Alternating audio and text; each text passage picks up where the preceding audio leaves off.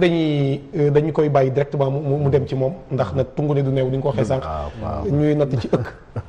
Mame Birame ci lan nga sukkandiku woon ndax wax ji mu wax rek la ne dina libéralisme na fi nekk 50 ans. wala dafa am ay yeneen fee yu daje yoo xam ne nii mooy tax nga jàpp ne maanaam ak juyoo amul. waaye lu ñu tëgg rek la di ko naxee nit ñi ngir ëllëg tôt ou tard dañuy jiboo bu yàggul nag Abdoulaye da taxaw na fi élection bi am ne àndul ak kenn loolu benn kii la ci kii te it ko moom wax dëgg yàlla celui qui ne dit mot consent boo farul kenn day mel ne da nga far nga ne pas far it far la rek voilà beneen bi itam mooy stade bi nga xam ne tuddee nañ ko bu yàggul dara mu mel ne kon jegewoo bi mi ngi ñëw ginnaaw Massalikul Jinaan dama ko tëboon ñu bàyyi la nga wéyal ci lan nga basé woon pour gis ne ak réeroo amul waaw jërëjëf Pape Maguette nu nga ko waxee noonu la te je rappelle que sax man ci titre bi la grande entente bi ma ko bindee defuma ci point d'interrogation c'est l'éditeur qui a insisté pour mon point d'interrogation mais man à mon niveau dafa leeroon nañi li ma ci dugal mooy que comme beaucoup de journalistes dama doon suivre le procès de Karim Wade di dem ba nga xamante ni condamné nañ ko ma doon def benn genre texte pour résumer l'affaire texte bi maa ngi ko tuddee woon je me rappelle ces anomalies qui déshabillent le verdict de la CREI maanaam procès bi anomalie yi ci nekkoon yu te ñu bari trop moo taxoon moom laa defoon benn genre résumé pour wane ne anomalie yooyu dafa tax ba procès bi jaarul yoon foofu laa déparé bu ma toogee par rapport à ces anomalies là je me suis dit que le président Macky Sall mënul def ces erreurs là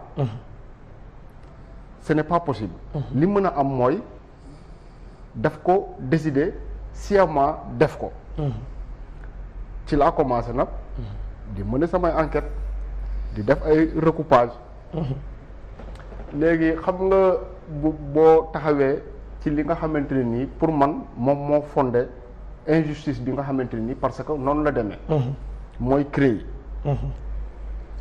CREI ñu ngi ko teg ci loi wu 10 juillet 81 le président Abdou Diouf mi ko tegoon 81 dañ ko doon doo ko jox pouvoir bi ci anam yoo xamante ni neexuloon beaucoup de ténors socialistes notamment Moustapha Niasse mi nga xamante ne nii moo gënoon a jege Senghor sax que Abdou Diouf donc Abdou Diouf pour mu tranquille mu voté lu woon loi boobu nga xamante ne nii ñi ñuy wooye les barons maanaam ñi am doole parti socialiste dinañ ko bàyyi mu gouverner te duñ ko indil problème loi boobu 81 ba le président Macky Sall di ko yeewaat en mai 2012 trois affaires la géré CREI bu ma toogee ma def analyse ci CREI j'ai vu que gis nga Boy Djiné mii nga xamante ne nii démb lañu ko doon jugé xam nga évadé na ba Sénégal yépp gis ko mais tey bu ko CREI doon jugé victime lay doon parce que CREI moo mel noonu charge de la preuve maanaam ñu ne la lii fan nga ko jëlee wax ñu fan nga ko jëlee injustice du weesu noonu te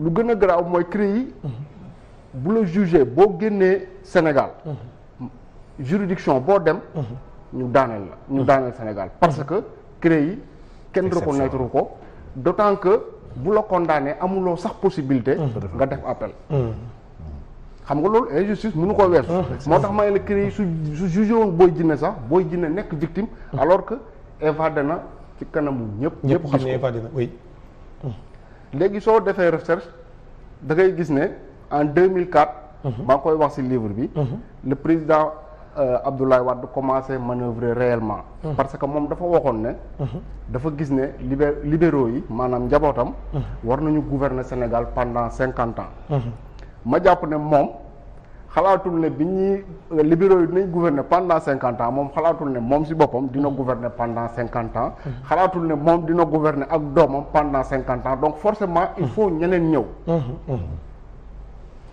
moom 12 ans la mën a yem wala gën gaa bëri 15 ans bu keneen ñëwee mënul defaat 35 ans wala 25 ans c'est impossible il faut ñeneen ñëw léegi ñeneen ñooñu pour ñu ñëw xam nga avant 2000 Abdoulaye Wade dafa am lu xew Sénégal loo xamante ni. mënoon na tax du mës a arriver au pouvoir. loolu daf ko faciliter la.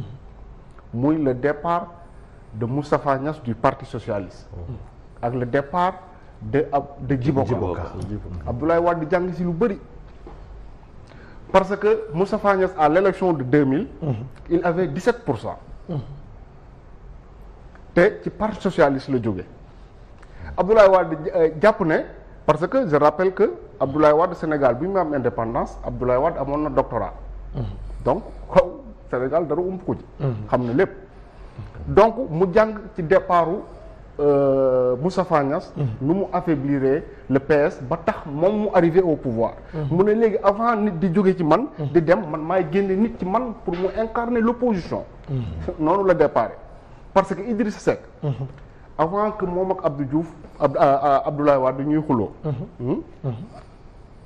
daf ko jox ay milliards mu defar Thiès normalement ba nga xamante ne nii xar kanamu Thiès changé na complètement ñu demoon ba ne fête indépendance bii di ñëw Thiès lañ koy defee. ba ñu tëggoon sax 4-4-44. 4-4-44.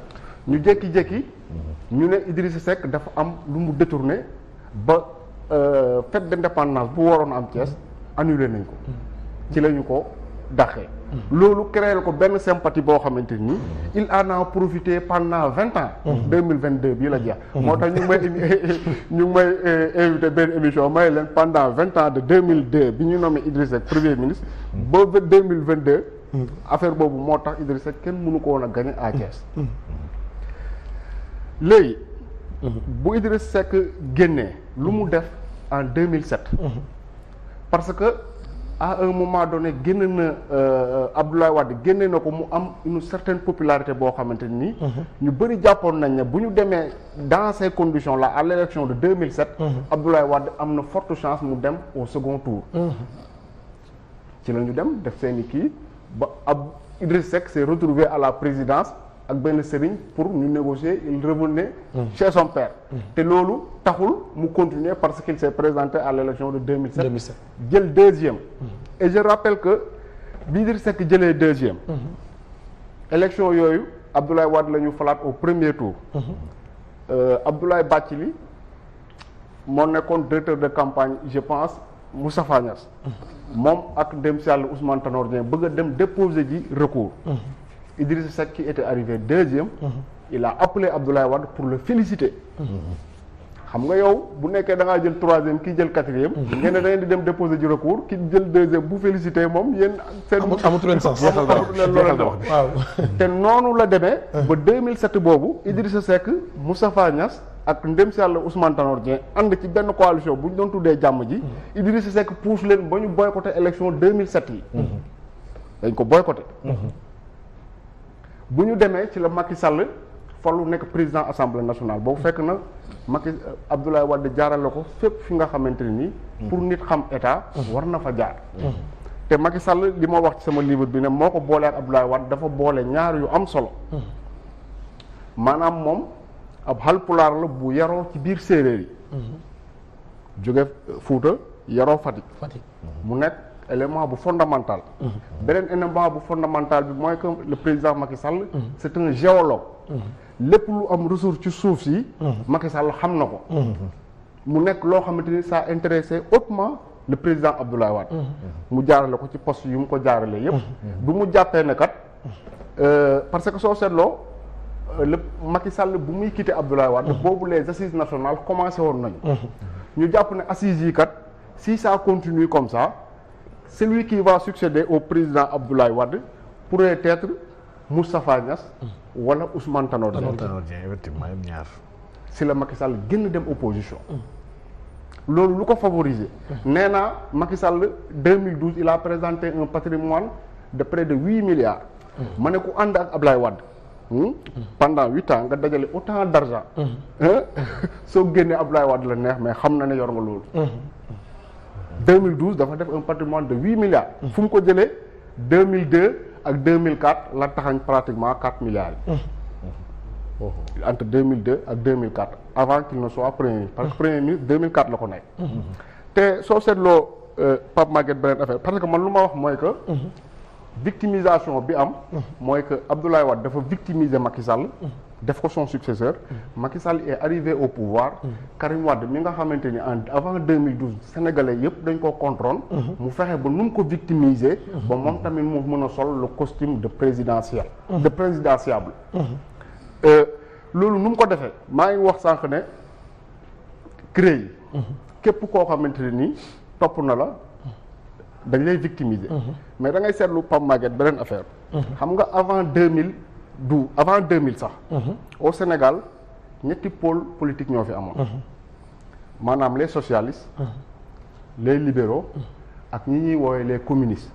maanaam PIT LD et cetera. la gauche mooy 3 pôles. Maître Abdoulaye Wade il s'est débrouillé pour que ces 3 pôles là soient substitués en 3 autres pôles. xam nga dañ doon wax PS PDS la gauche communiste yi. léegi mu def ko Macky Idi Karim te soo seetloo.